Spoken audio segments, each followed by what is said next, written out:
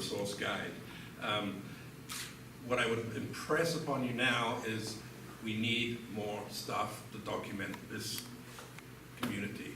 So please contact me. There's information over there about how the kind of things we collect. I'm open at any time for you to contact me. So it's really important that we expand this collection and cover this part of Austin history that is so important. Yes. So without further ado, I'd like to introduce Kate Messer, who's going to talk.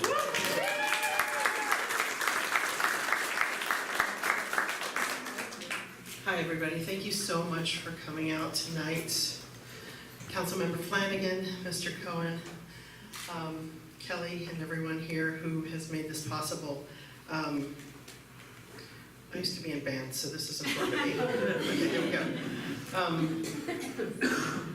The pulling together of this project and this show is mind-blowing and heart-bursting for an old 90s dyke who used to play in bands and then later helped document different scenes through the Austin Chronicle for 23 years.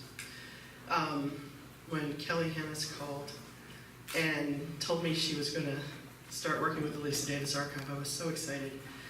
I was interested in seeing which angle she'd pull out because as all of you might learn about Lisa in delving into some of this, this could have been in Ann Richards' first 100 Days archive. She was an AP photographer, Lisa.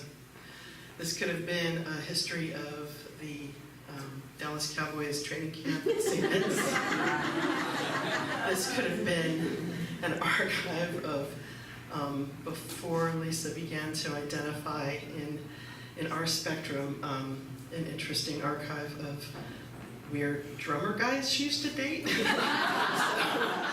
So this could have been anything, and Kelly dipped in, looked at this, and came up with,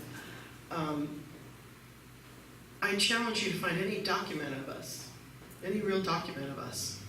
We were in that in-between era when, you know, books and treatises and rock and roll serious things were written about things, and then the internet. We were in that pocket, right in there where everybody forgets. And that's true for music, and it's also true for some of the LGBT activism that was happening in Austin at the time. And the reason I know this is because I did come to the History Center in 2010. We were documenting, pardon me, some stories about Pride, the different Pride festivals that my now boss had actually run a few of those in his day. And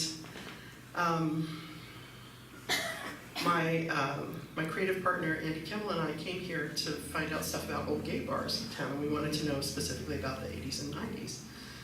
And Esther Chung, who those of you who work in the library system or City of Austin know what a powerhouse she is. She's a very sweet, nice person behind the counter. And she came forth with this little box of files, and handed it to us really apologetically and said, I'm so sorry, this is all we have. This is all I could find. And Andy and I went through and we were like, there's actually some cool stuff in here, and it got us going on a story about Austin gay bars, and we, you know, pulled together a story out of it. And in the ensuing months, Esther and I stayed in touch, and Tim Hamblin, who's an old friend of the scene and of he's a whole other history unto himself. So Tim, when he took the reins of taking on the LGBTQ project, I realized, holy crap, I have stuff. I can unload some of my hoarding tendencies, and I have a place to put all this stuff. And I was just speaking with Kirthy here, who's one of the filmmakers who is featured on this loop over here. Sent in the last minute a lot of dubs and all kinds of stuff like that. Kirthy and I were just talking about this, and she's been in New York for the last 18 years or so, and so we, you know, are in touch sporadically. But I said, you know, I had this collection for all these years, and I didn't know where to put it. Like, was it going to be where Lisa went to school, or some of the places that she participated? Would it be a state thing? Would it be a national lesbian thing? And nothing was emerging. And the minute I heard that Tim was involved, and I saw Esther's enthusiasm, and the rest of the staff were so enthusiastic about it, I was like, duh, Austin History Center, this is Lisa's new home. So I don't need to get into the weird details of how I acquired the collection. It happened over years, but I did get a huge chunk of it at the beginning, right after her passing, and then I got some from Kurthia, I got some from Rachel Nation, and everyone had heard I had a collection, so everyone sent stuff in.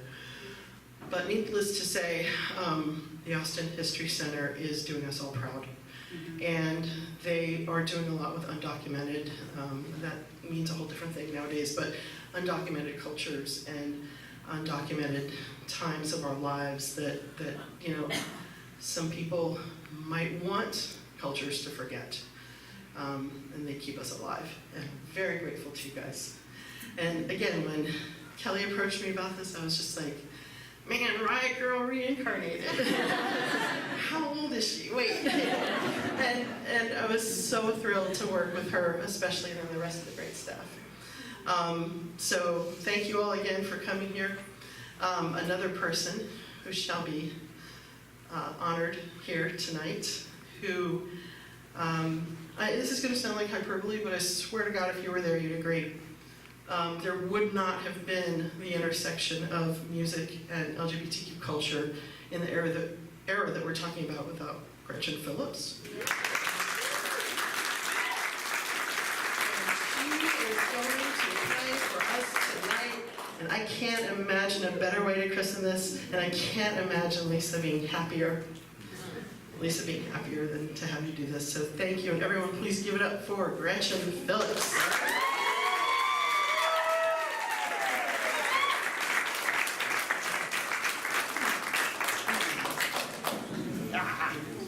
Who wants this? You don't have to. Oh my God. Come in if you're standing outside. When I was practicing in my mind, I was imagining a bar where everybody's talking, and I see that this is far from that. This is as quiet as a library, which I prefer, quite frankly, to the loud bar. It's very touching, this show.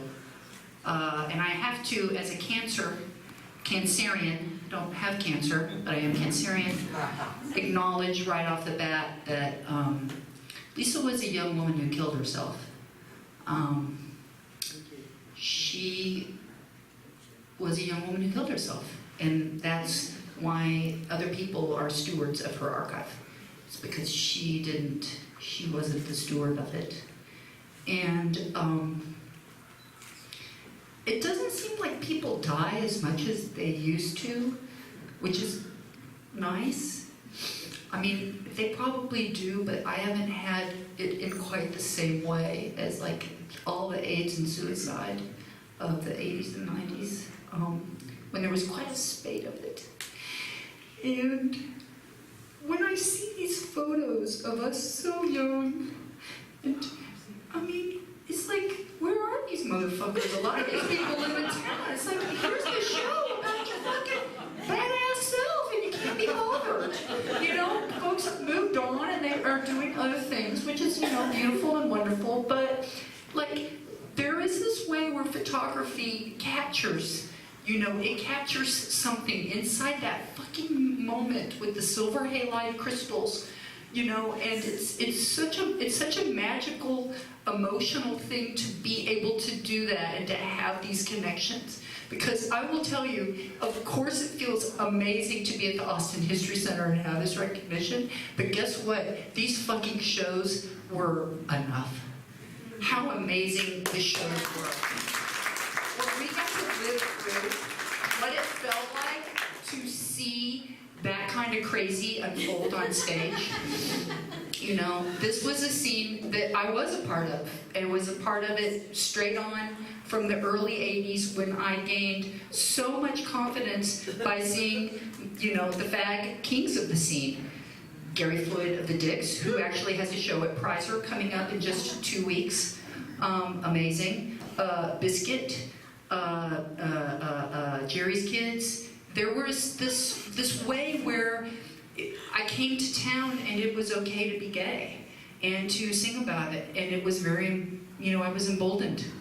And I found people, I mean, I can't believe that I found who I found. Meg Hinges, Kay Turner, Joe Malebo, Darcy Douglas, who's very well represented. Her Prius is probably broken on the side of the road.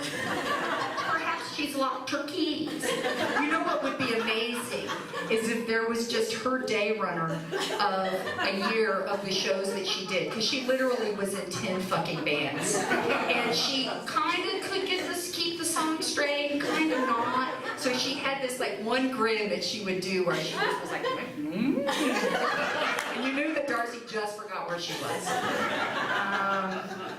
So I had it. It was interesting getting ready for this show because I don't normally play solo, and I was resistant. And then when I went to sleep last night, I was like, it's because Lisa killed herself. This is it's heavy. And then when I woke up today, I was like, you know what? Today is about honoring Lisa. That's what today is. This sweet as hell girl. She was very generous. Gretchen Phillips experience practiced in her garage, her mildewy garage. She was very warm and very generous, very good. That promo photo for me and Andy, I didn't ever credit her. She eventually was like, you're actually supposed to give photo credit to that. I was like, oh, okay. I certainly didn't pay her, so I went and got a stamp made that said photo by Lisa Davis. I mean, just ungrateful, little baby. And in a way, that's kind of like, I just see a bunch of babies, a bunch of young women who certainly didn't consider themselves very young. They might have been like old ass in their 30s by this point. But we were having the time of our lives. Like, it was really super fun. And just if any of you guys, think that you can't still have the time of your life, you totally can. Because I was at like shows last week right at the time of my life. So. Time of your life ain't over.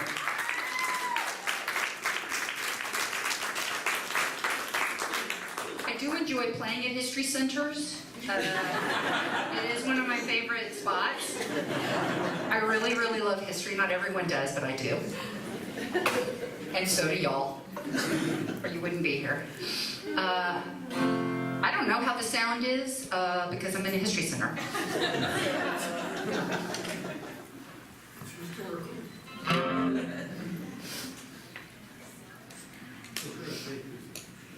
Hopefully it's good. Hopefully the sound is good. I was, hi all. I may start crying, which is fine with me. When I was younger, I didn't want to cry on stage, but then it would harsh my whole show because I'd be like trying to choke back the tears. But now I can just do it. I don't actually want to play forever. I had kind of an idea of doing a little playing and then taking a little break and letting you guys talk and then coming back. I think sometimes one of the things that I've noticed is that attention spans actually are real different from what they were in the early 90s. That has changed for real. It's mostly originals, but I am going to start with a song that sums up so much right now, and you may know this cover, and in which case, please sing along. And Lisa, this goes out to you. And this goes out to all of us who are just dancing on the edge.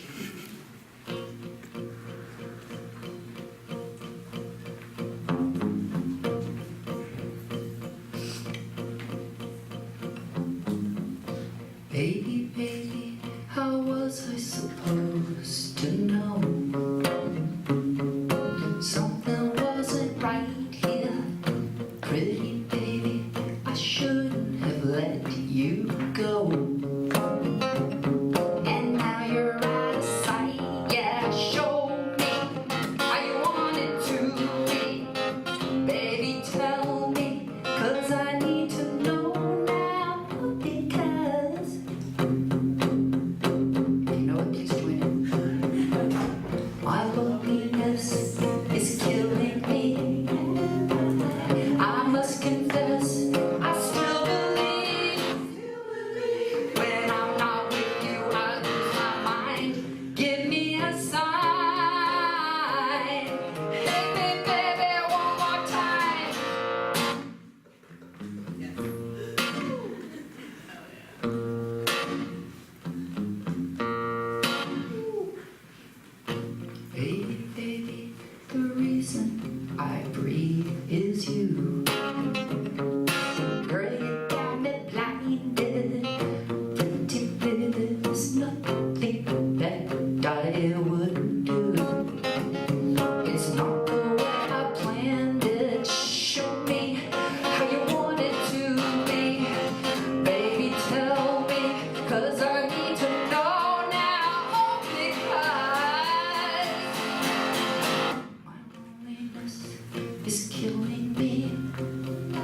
I must confess, I still believe. When I'm not with you, I lose my mind. Give me a sign. Hit me, baby, one more time. Hit me, baby, one more time. Hit me, baby, one more time.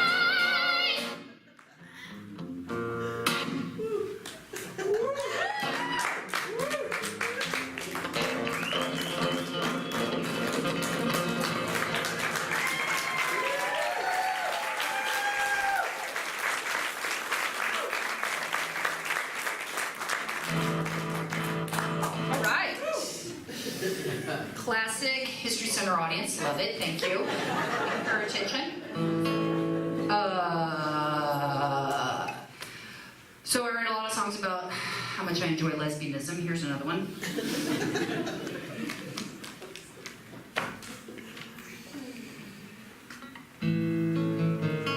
This song goes out to the woman featured in that photo back over in the corner there, Professor Ann Stekovich. She's got Nancy Dean beside her, I think. Yeah, it looks like it's Dean. I see it more clearly. And then Kate Smitty, and of course, Alison Faust is going to be right there. And back a little bit more will be Joanna. There is an interpretive dance that goes to this song, but those dancers aren't here right now. But there is actually a choreographed piece that Terry Hardy. You have to always call her that. Terry Hardy. She choreographed it. You can just imagine it. How's the mix? Great. Is it good? Okay, good. Isn't that amazing? This PA was my father's.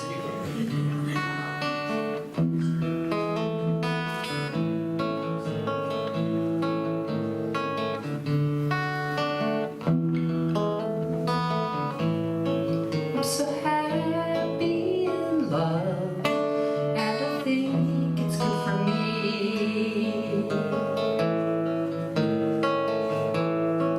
As a child, I dreamed of this charmed life I get to lead. I love your skin, I love your skull, I love your heart, I love your soul, I love your arms, I love your words more than anything. But sometimes I get scared that tragedy will befall us. How can we be allowed such happiness? Or do we get to have it all?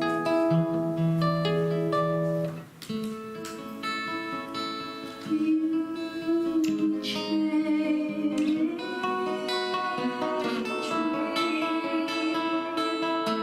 You change me. Love to see your face. I love to see your face. I love to see your face. Smile at me.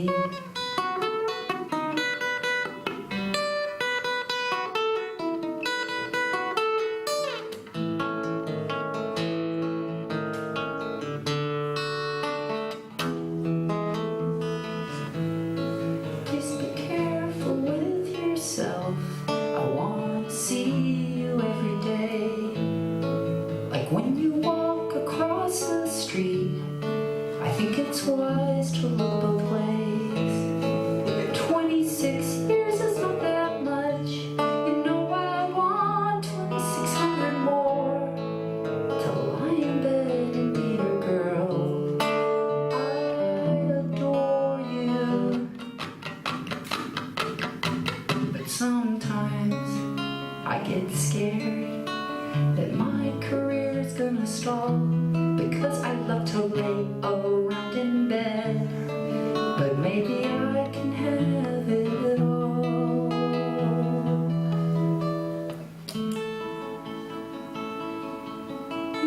You change me.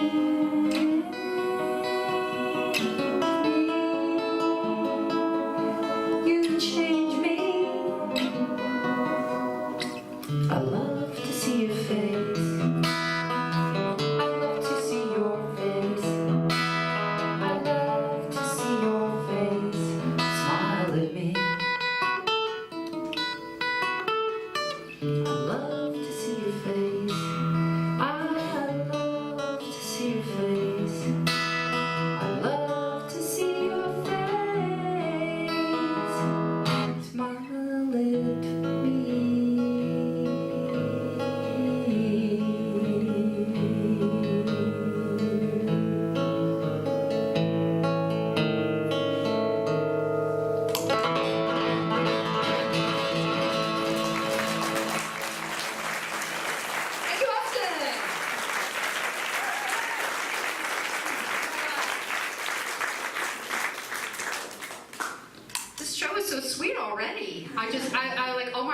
numbers, I'm like, fuck it, no, just one ballad after another, that's what I look like. Sit down if you want, it's fine with me, just so you know.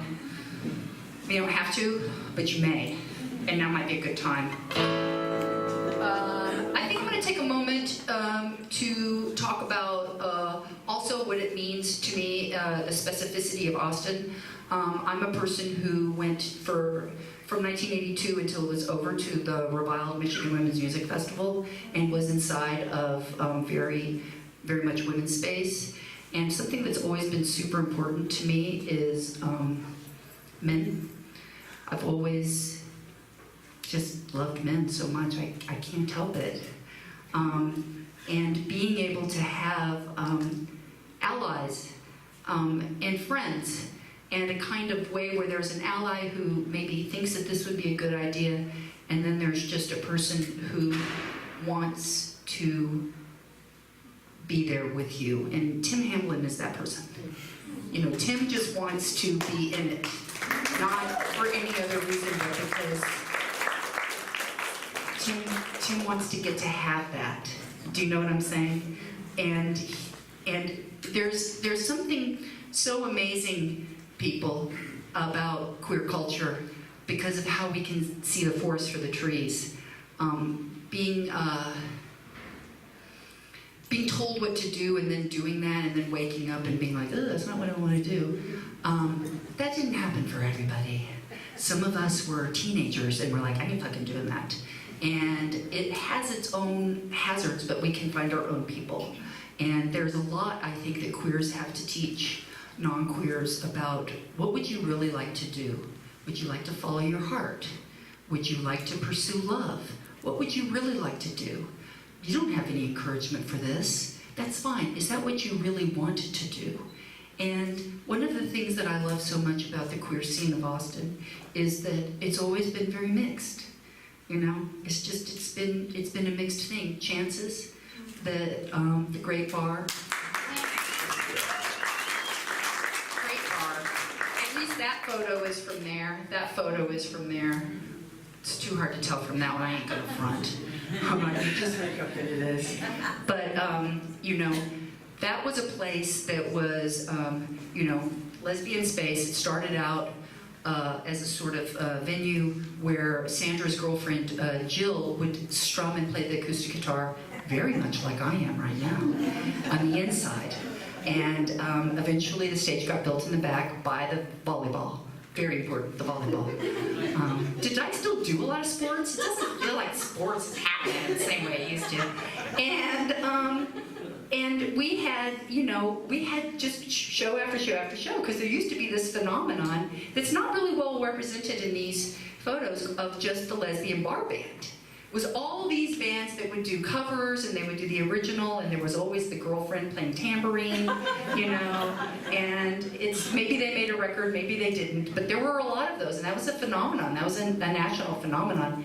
And eventually, South by Southwest, which was just a thorn in our sides from the beginning. It's like, why would I play for free? I would make a bunch of money when I play at Chances. But anyways, oh, it's gonna be good for my career, okay.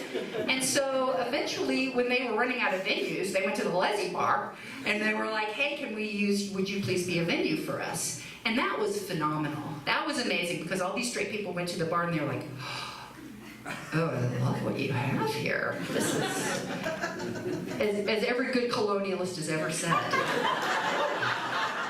It's nice in here, isn't it?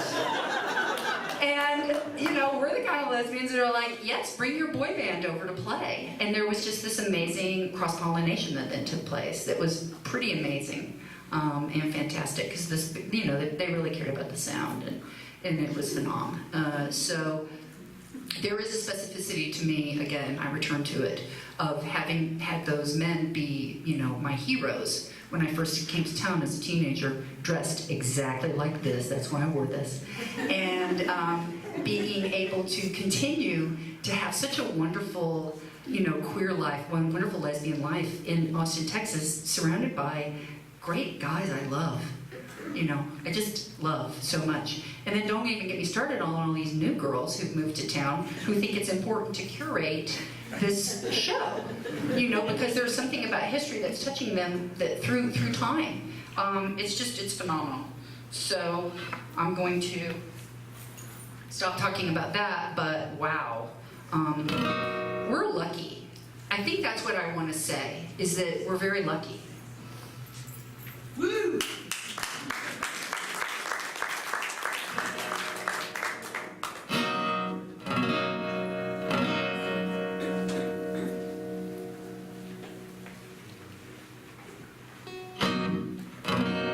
I'd like to sing a song about Anne Spekovich.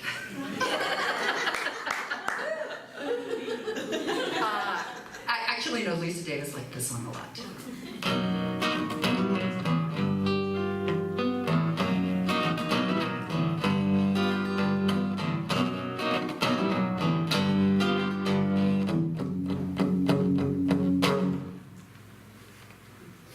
It's also about Stacy Poole, and it's about Dee Betty. I saw you first at the gym. Oh, it's about the gym. You were just learning how to swim. I'm a certified lifeguard. I can teach you a thing. I think you have pretty eyes. I see you have shapely thighs. My wet dreams materialize when you rise above.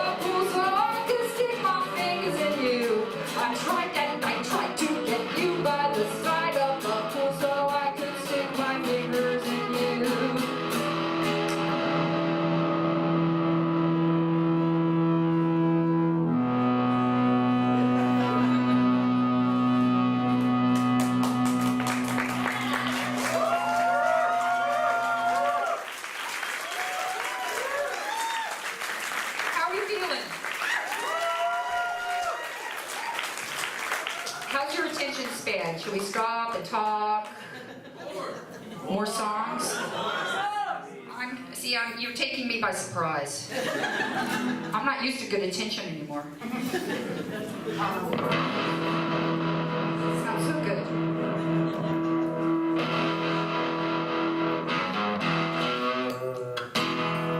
Now I'm going to sing a song about that one right there, looking up from her schlechter.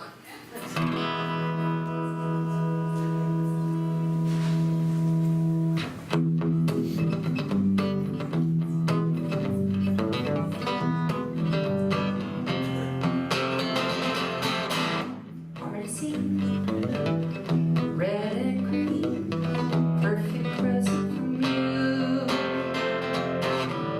Thoughtfulness, friendly kiss, always count on you. Then I'm gone too long, can't get through the drive. A stony face, forbidden place, you wanna say goodbye. What am I gonna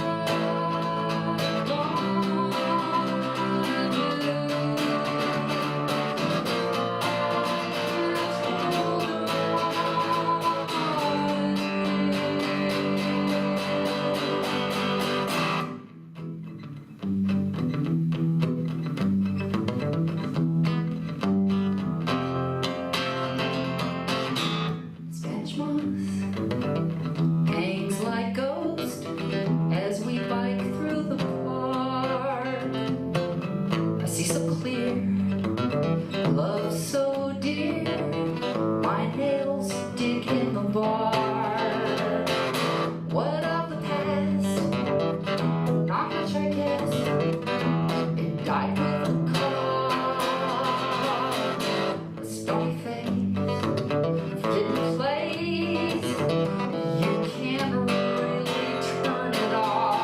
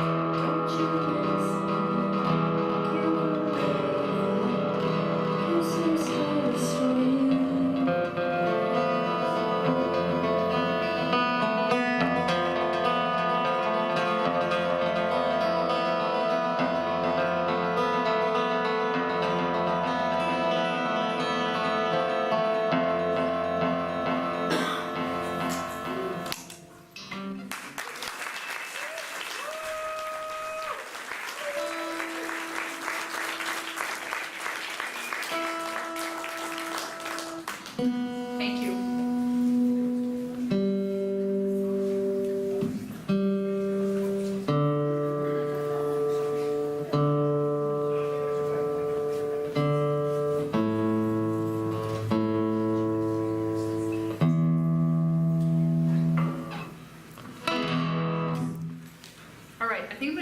more. That seems good too. I think that's good. 3 feels really like 1 too many.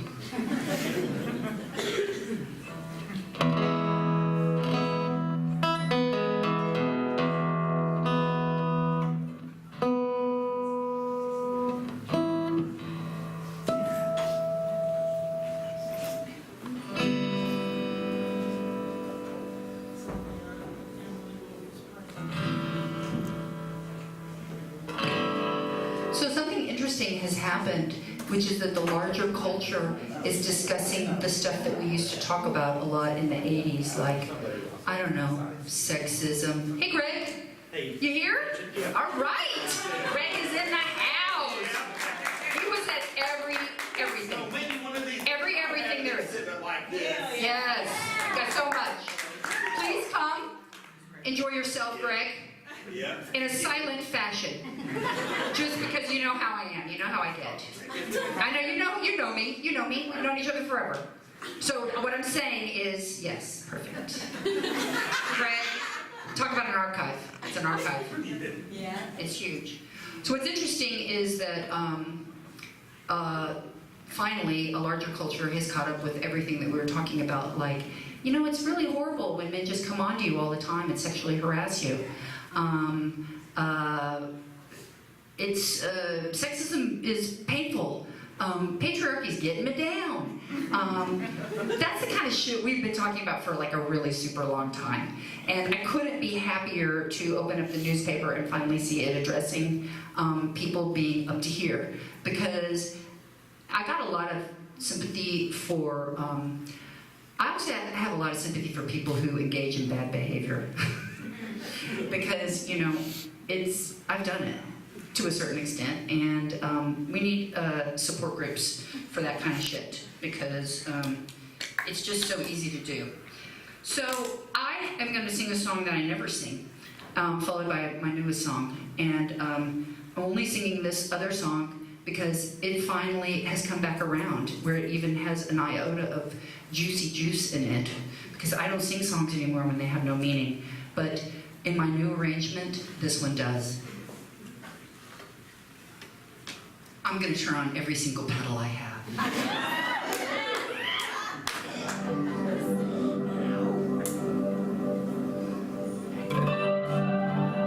Sure. Paul Klemperer. I've known Paul forever. Tim, did you know Paul Klemperer back in the day as well? From, you know this guy? John Brown, Eddie Clan, and stuff like that.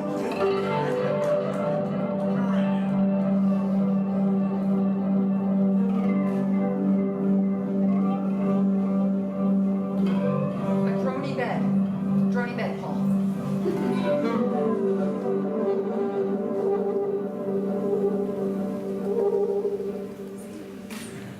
Drony, more drony. Less. There you go. Yeah, there you go.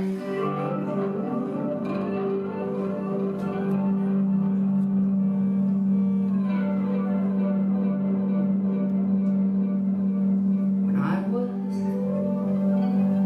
a young girl,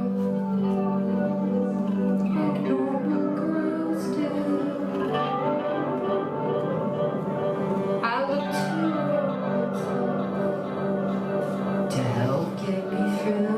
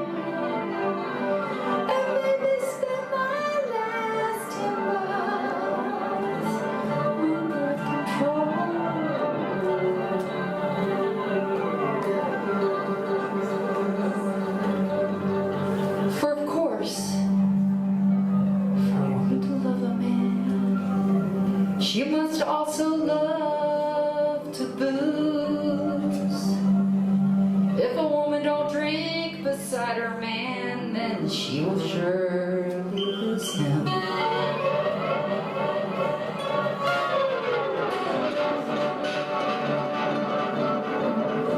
As I sit in this hetero honky-tonk and reflect upon my past, I think about those old girlfriends and why they did not last. For this certain thrill that lesbian love simply cannot supply. Like paid for abortions or this shiny black eye. And so I say to you, my friends, without this man I would die. So listen to my tale of woe, and take your head to cry.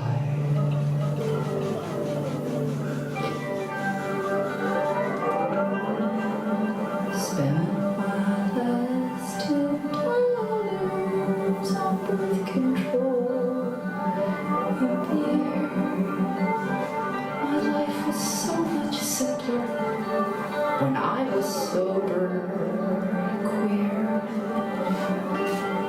But the love of a strong hairy man has turned my head, I fear. And made me spend my last $10 on birth control and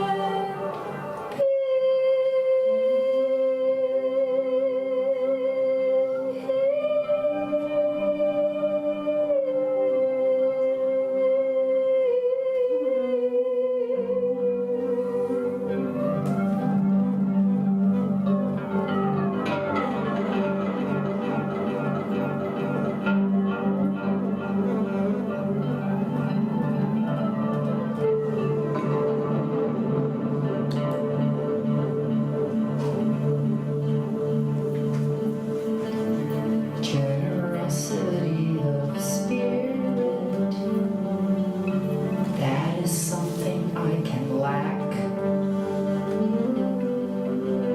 Instead of reaching out for you, I get scared and hold back. Fear is such a fucking killer. Keeps me anxious, keeps me small, trapped inside this head of mine, too shy to talk at all. But in my heart, I dream of more. In my mind, I imagine more faith, more trust,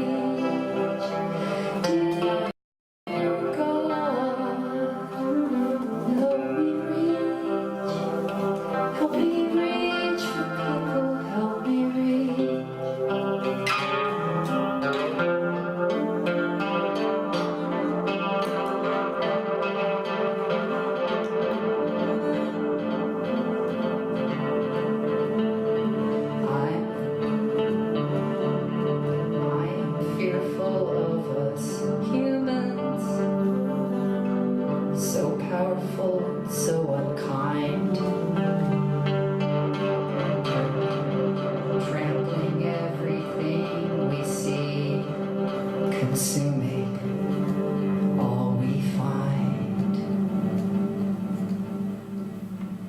But I'm a human among humans, though I'd rather not be.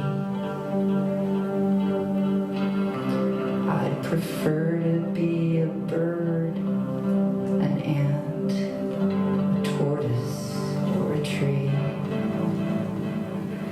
But it's my lot to be like you, innately flawed but gorgeous too. Let me let you in, let me let you in. Let me let you, let me let you, let me let you in. Let me let you in. Let me let you in. Let me let you,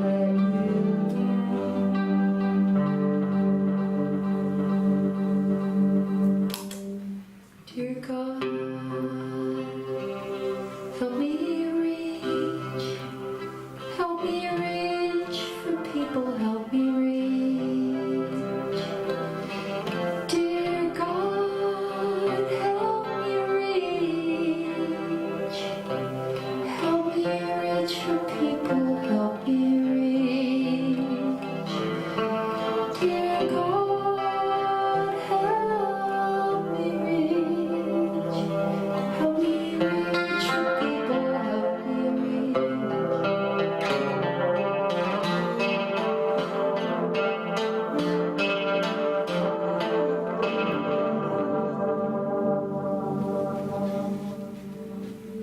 Thank you.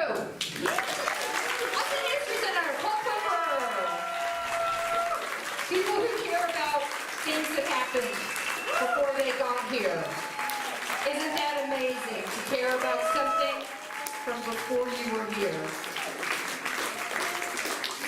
What a blessing. Eat, drink, and be merry, folks.